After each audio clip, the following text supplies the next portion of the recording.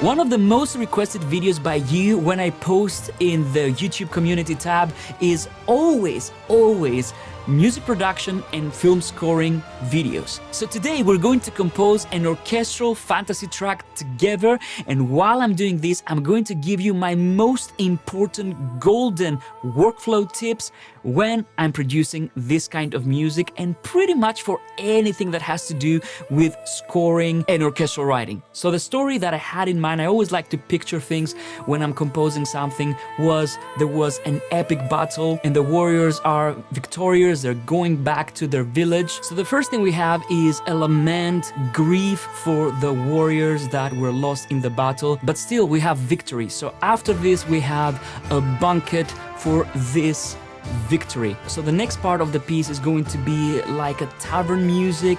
I wanted it to sound like this, and then we have a big bang with a full orchestra, and this sounds really like a fantasy piece of music, really majestic. So without any further ado, let's get started, and I'm going to start straight away with my first workflow tip. And this is, when you start composing a track, always have your sound palette ready. And when I'm talking about this, some people like to use templates, some people like to start from scratch. Whatever you do, I would suggest that you begin with a template or a palette loaded up straight away. And that's what I've done here today. As you can see, we're in Cubase 13. I couldn't be happier about this. And as you can see, I've already loaded quite a few sounds here. Now, in this case, this was not a pre-existing template, but because I know what I'm about to compose, I've loaded up all the sounds. So let's explore the sounds that I'm going to use today. Because of the style of music that I'm going to produce, the template is based entirely on the Hollywood Fantasy Orchestra by EastWest. This video is brought to you by EastWest. Now, the fact that I have everything ready to go allows me to get started composing, so I don't have to load samples all the time. So even if I don't use a sound, that's not a problem. So let's start composing, and now I'm going to share the second tip with you. When I'm producing this kind of music that we're going to produce here, which is kind of period music, kind of fantasy, it's medieval, Renaissance kind of music, which is not really the things that you see on movies are not like 100% medieval or Renaissance music. Being a musicologist, I have to say that it's kind of what we think was medieval and Renaissance music. Of course, it's very close to what it was, but it's a little bit more modernized. And the second tip is play as many things as possible live on the keyboard. I'm going to demonstrate straight away why this is important, because I'm going to start recording the first instrument now. And my first instrument, which is also going to be my guide track, is going to be the dulcimers. Now, what I have here is I've recorded a very simple MIDI part for my voices. Now that the Fantasy Orchestra is complete, we have the fantasy voices. And in this case, I'm using this beautiful voice that sounds like this. Let's have a listen.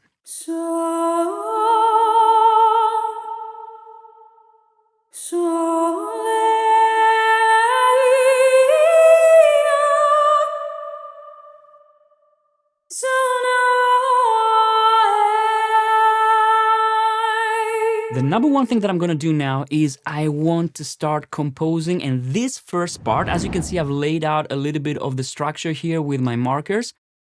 And as you can see, this vocal is completely free. So I want to have a little bit of an interlude. You know, I don't want to have like a very specific tempo right now. I'm going to follow this beautiful lyrical line, and I'm going to keep it completely free of tempo. The only thing I'm going to do is I'm going to use my goat nails here, and I'm going to give me a little bit of rhythm so I know where to start playing. And that's probably the only quantize I'm going to do for this entire track. So let's start playing the dulcimer here.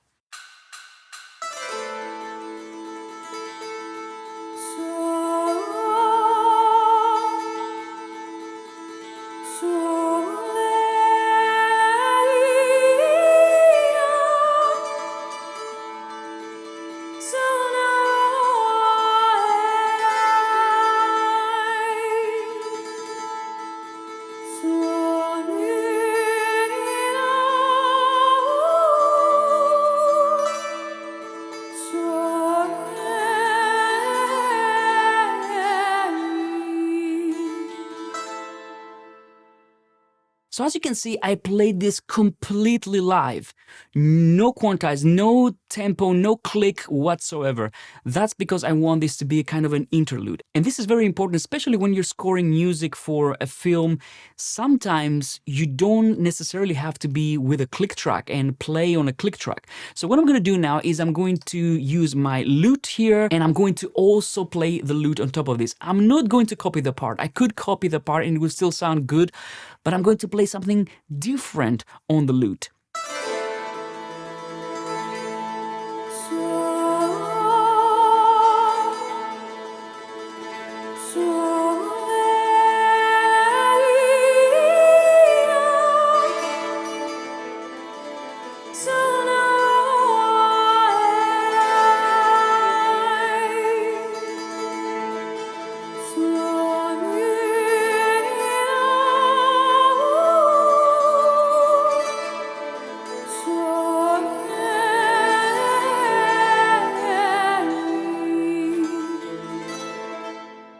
If you notice, all my instruments are pans. I've set up the levels, and also I've set up my filtering. So let me open the mixer very quickly. As you can see here, I have very mild EQ on most instruments. I have my filters right here, so I filtered out any low end that might come from instruments that don't need it. Like, for example, in this case, my lutes. And I can actually go a little bit higher with this one. And I've already done my panning here for many of the instruments. So my tip number 3 is mix as you go. Don't wait until the end to do your filtering. Don't wait until the end to do your gain staging. Don't wait until the end to do your levels. I mean, the levels might change, of course, but I would suggest that at least the pre-gain, the filtering, and mild EQ, you could do it from the very, very beginning. I'm going to use the viola da gamba as the drone here to give me this kind of ceremonial, kind of mystical thing. So what I'm going to do here is I'm going to play it. And the viola da gamba has vibrato as well with the mod wheel, but in this case I'm going to keep it straight. I want this to be almost like a lament, right? So let's record.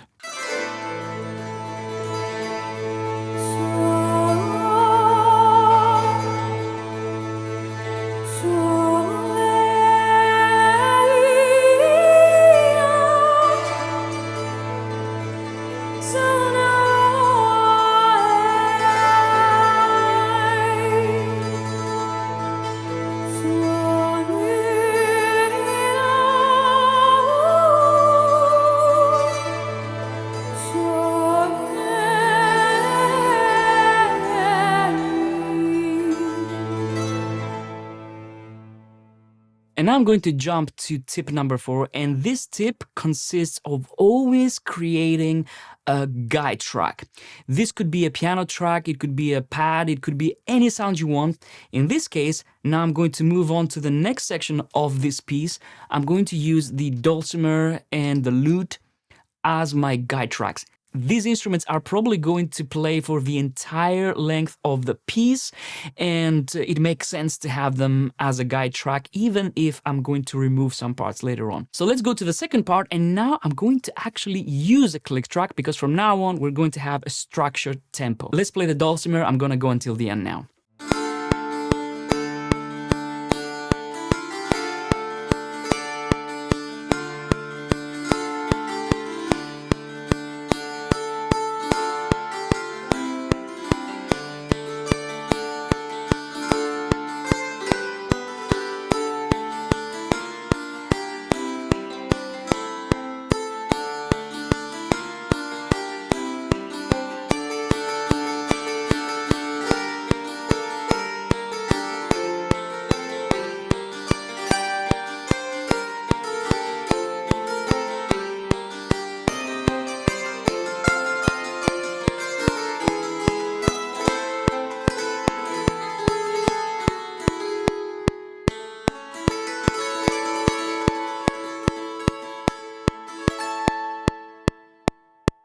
Now I'm going to play the melody, and for the melody I'm going to use a patch from the Fantasy Orchestrator, the Winds Legato 2. So let's play it.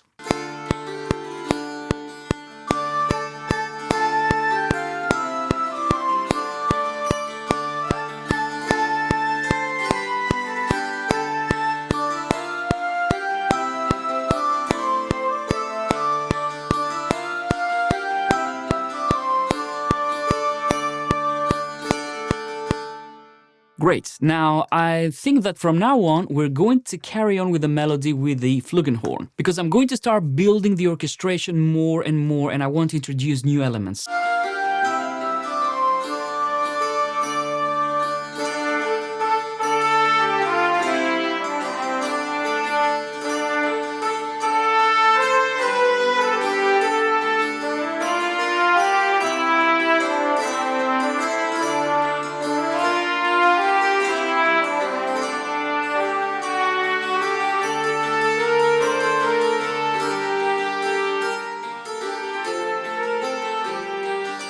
So from now on, we are going to have the big dramatic, orchestra burst. Now what I'm going to do is I'm going to record the lute again, because in this case, I want this to support the dulcimers, but at the same time, I want this to be a little bit of a counterpoint melody to the melody that the flutes play and the flugelhorn plays. And I want to have this in because I want to add a little bit of texture to the arrangement now. Let's do this.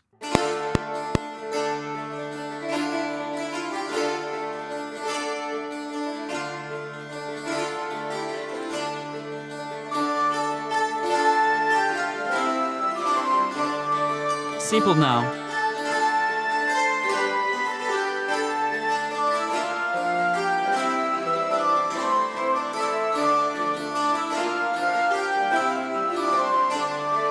Counterpoint.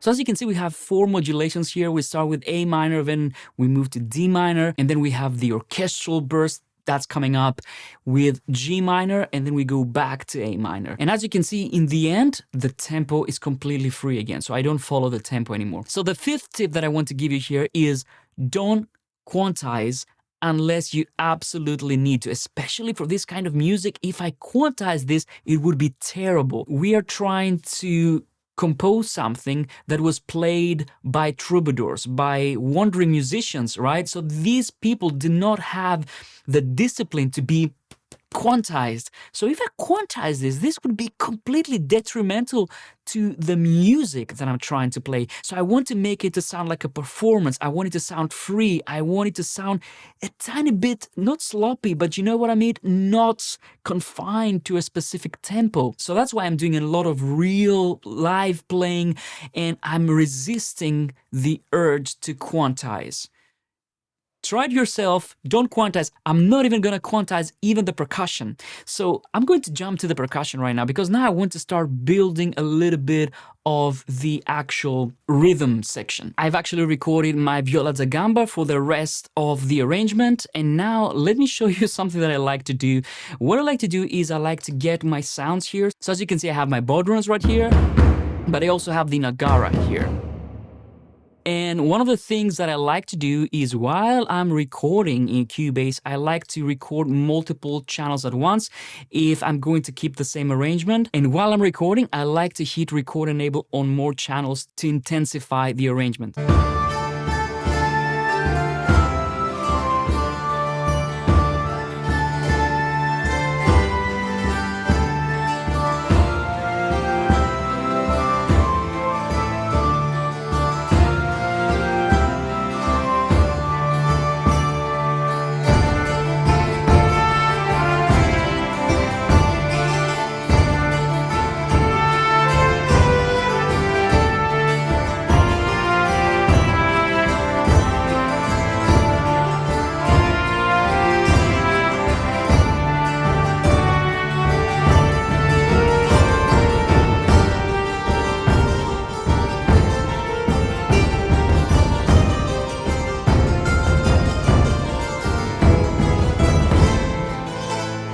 So as you can see, I recorded 4 channels of percussion in one go. And one thing that I like with Fantasy Orchestra is that you can actually layer these very easily because they are in the same key.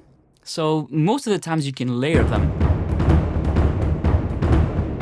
I want to move on to the melody when we have the third modulation in G minor, and for this I'm going to use the Wagner tuba. What I'm going to do when we have this orchestral section is I'm going to develop the theme a little bit. I'm not going to play exactly the theme as it was before, so I'm going to give it a variation. So let's do this now.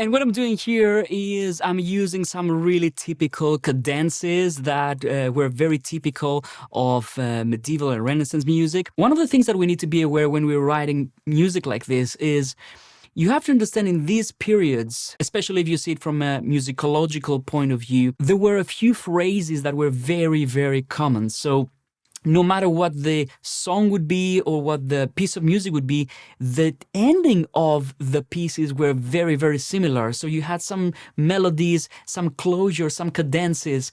And this is what I'm doing here. I'm trying to infuse all of these to make us feel right at home and feel like this is a piece of music from these early days. It's time for choirs.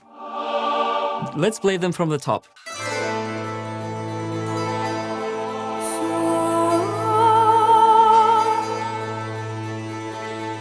I just want this small kind of glimpse of the choir here, and I'm going to move straight to my big section.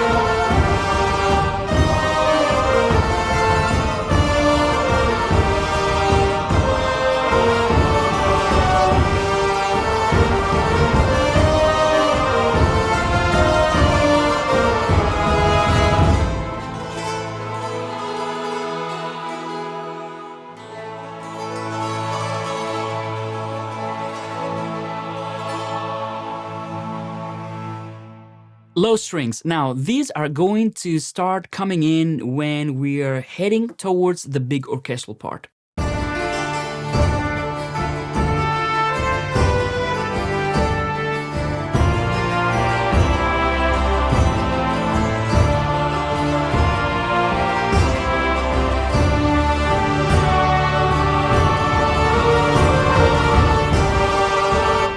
And from now on, I'm going to move to the spiccatos.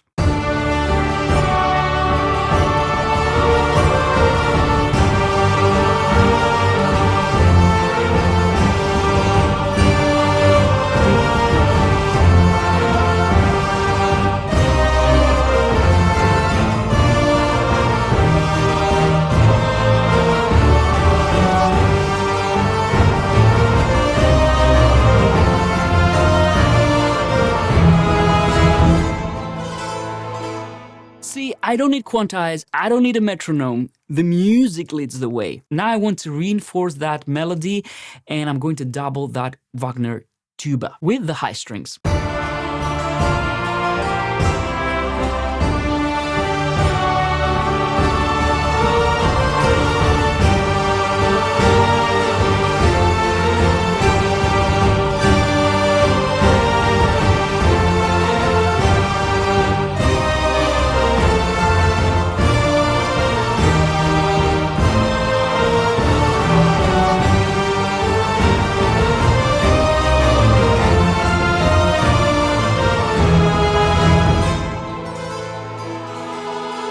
what? At the very end, I want to add some woodwinds. I want them to play this, which is like a very typical cadence for this kind of music. I'm going to use the Irish flutes.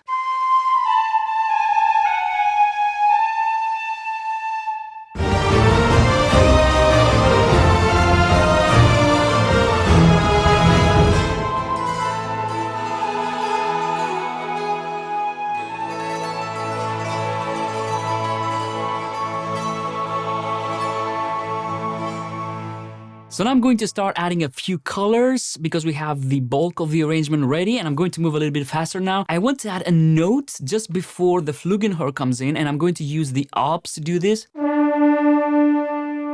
Just as forzando like this, and then I'm gonna keep going, filling in the harmony.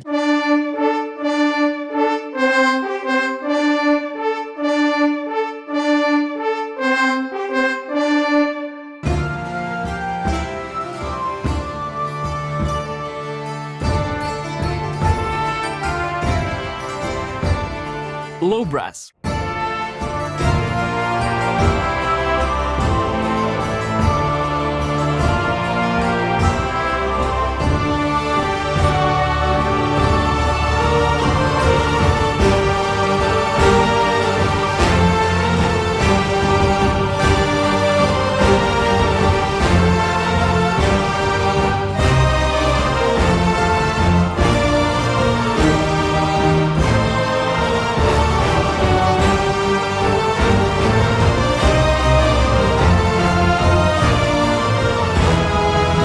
Now I'm going to play the percussion. Let's play this element at the very beginning.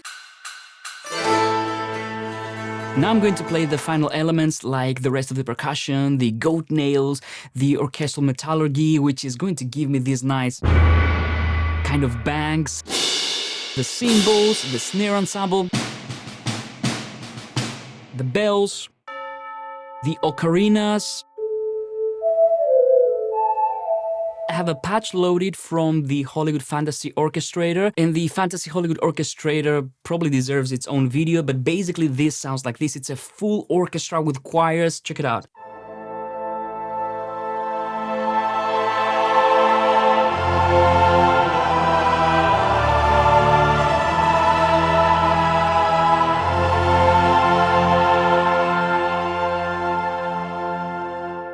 Now I'm going to use this to fill in the harmony in my track, and we're going to see how this all sounds together.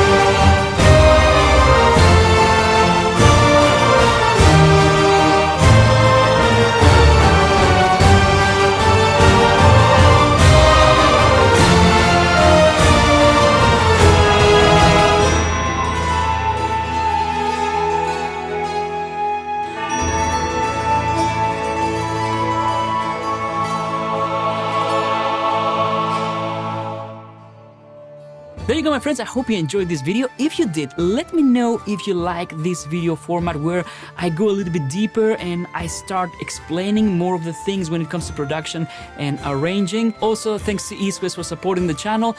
Thank you so much for watching, and I'll see you on the next one. Happy composing. Bye-bye.